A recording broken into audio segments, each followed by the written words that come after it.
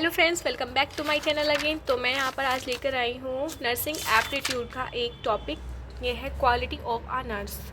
तो सबसे पहले हम इसको देख लेंगे। छोटा सा है, कुछ भी नहीं है इस वीडियो में, बस इतना सा है। इसके बारे में हम जान लेंगे कि एक नर्स के अंदर क्या क्या क्वालिटी होनी चाहिए।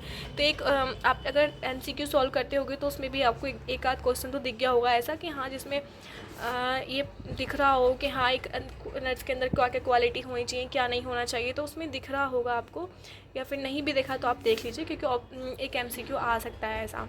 ठीक है, और ज़्यादा बड़ी चीज़ नहीं है, तो देख लेते हैं। ठीक है, क्वालिटी ऑफ अ नर्स। सबसे पहली होती है लव। उसके अंदर जो एक नर्स होती है ना, सबसे पहले एक नर्स के अंदर एक उसके अंदर प्यार करने वाली शक्ति होनी चाहिए कि हाँ, वो उसको प्यार करना आता हो, पेशेंट को वो प्यार से बात करे, वो किसी पर भी गुस्से से बात ना करे, ऐंठे नहीं। ठीक है, तो ये सबसे मेन है, नर्स के अंदर एक लव वाला होना चाहिए। ठीक है, तो विलिंगनेस एंड सेल्फ सेक्रीफाइसेस। ठीक है, तो इसका मतलब होता है इच्छा शक्ति और आत्म बलिदान कर देना। मतलब उसके पास जो भी है ना, वो पूरा सब कुछ 100% एक हॉस्पिटल में जिसमें रह रही है वो सब कुछ उसको दे दे। मतलब वो अपना पूरा 100% वो उसमें दिल लगा कर काम करे। सेल्फ सेक्रीफाइसेस का मतलब यही होता है, आत्म बलिदान, मतलब सब कुछ हॉस्पिटल को दे देना। ठीक है, मतलब आपके अंदर आप अपने पूरे मन से काम करो वहाँ पर। रिलायबिलिटी का मतलब होता है विश्वास। मतलब विश्वसनीयता, मतलब विश्वास वाला कि हाँ, वो इतनी अच्छी हो जाए, मतलब दिल से भी दिमाग से भी हॉस्पिटल के लिए, कि सब उस पर ट्रस्ट करें, सब बिलीव करें। और पेशेंट भी उससे बात करने के बाद पेशेंट को भी ऐसा लगना चाहिए कि हाँ, ये हमारी केयर करती है, हमारे लिए अच्छी है, नर्स अच्छी है। मतलब उनको इतना ट्रस्ट हो जाना चाहिए। तो ये क्वालिटी भी एक नर्स के अंदर होनी चाहिए। पता नहीं ब्लड क्यों दिख रहा है। हाँ, तो बाकी चीज़ें भी मैं ये अगली वीडियो में बनाऊंगी। इसका मैं रीज़न बताऊंगी कि मैंने ये क्यों लिखा है। गूगल पे सर्च कर कर के मैंने ये टॉपिक लिखे हैं, तो मैं इसका भी आपको रीज़न दूंगी और मैं आपको बताऊंगी भी एक वीडियो में। पहले हम इसको देख लेते हैं। ठीक है, और मैं इसकी भी वीडियो बना रही थी, लेकिन मैं फिर बिज़ी हो गई। ये नर्स की ड्यूटीज़ जो होती हैं, ये तो मेन टॉपिक है। ठीक है, और ये है नर्सिंग प्रोफेशन इन इंडिया में नर्सिंग प्रोफेशन कैसे आया, पहला कॉलेज था वो कहाँ था, और क्या क्या प्रोसेस रहा। ठीक है, और ये जो स्कोप ऑफ नर्सिंग है कि कहाँ कौन सा नर्स कैसे कैसे, कौन सी सुपरवाइज़र कैसे होती है, मतलब किसके अंडर में कौन काम करता है, ये भी मैं आपको बताऊँगी। और ये मैं आपको बता चुकी हूँ पिछली वीडियो में। अगर आपने मेरी वीडियो नहीं देखी तो आप जाकर चेक कर सकते हैं। ठीक है, जनरल सर्जरी वगैरह, गायनोकोलॉजी किसका काम होता है, ये एक कैटेगरी है कि कौन सी कैटेगरी कौन संभालता है। ठीक है, ये सारी मैं बता चुकी हूँ, आप जाकर देख सकते हैं। ठीक है, तो हम फिर से टॉपिक पर आते हैं अपने। रिसोर्सफुलनेस। ठीक है, तो इसका मतलब होता है कि अपने जितनी साधन संपन्नता, इसका जो मीनिंग होता है कि अपना सब कुछ आत्मसमर्पण कर देना। अपना बोलते हैं ना, एक टॉपिक होता है कि तन मन धन से सब कुछ उसमें लग जाए। जैसे आप पढ़ाई कर रहे हैं अभी फ़िलहाल पूरे मन से, तो वैसे आपको पूरे मन से ड्यूटी करनी होती है।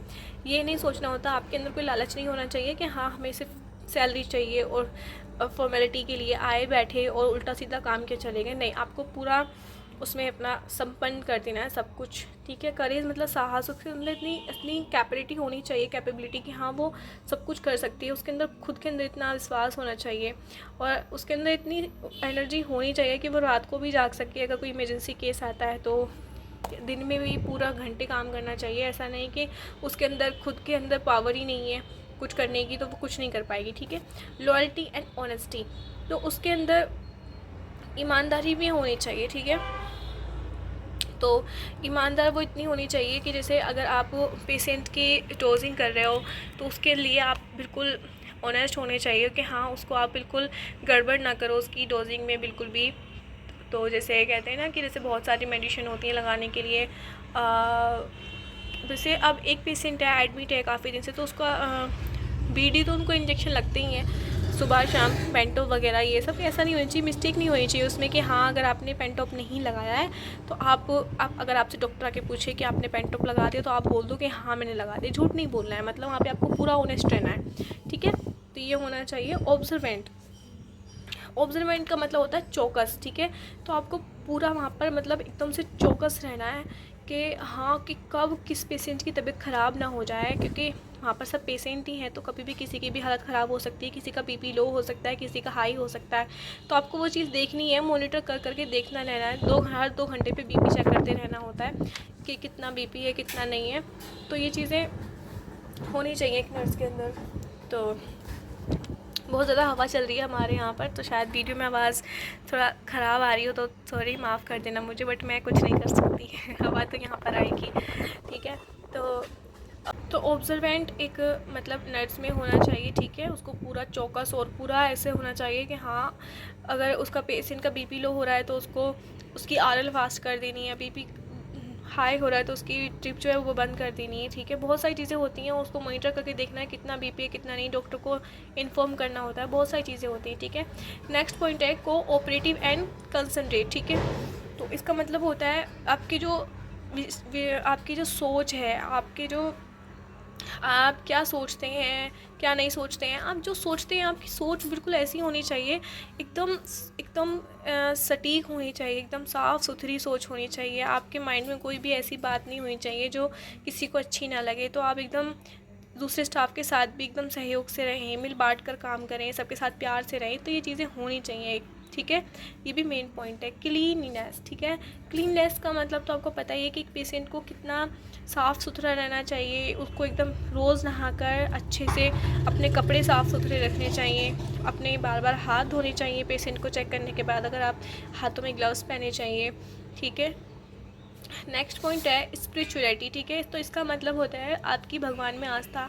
मतलब आपको जब कोई पेशेंट है अगर वो हिम्मत तोड़ रहा है कि हाँ अब मुझसे नहीं होगा, मुझसे बर्दाश्त नहीं हो रहा, मैं ऐसा क्यों हो गया, बीमार हो गया, तो आपको उसको समझाना है कि नहीं, ये ज़्यादा बड़ी प्रॉब्लम नहीं है, आपकी ठीक हो जाएगी, बीमार ज़्यादातर लोग हो जाते हैं, इसमें कोई बड़ी बात नहीं है। मतलब आपको उसको समझाना है कि आप भगवान पे विश्वास रखो या अल्लाह पे विश्वास रखो, जिसको भी वो मानते हैं, मतलब आपको ऊपर वाले को बताना उसको कि हाँ है, गॉड है, आपको आप सही हो जाएंगे, कोई बड़ी बात नहीं है, चिंता नहीं करें आप, ठीक है।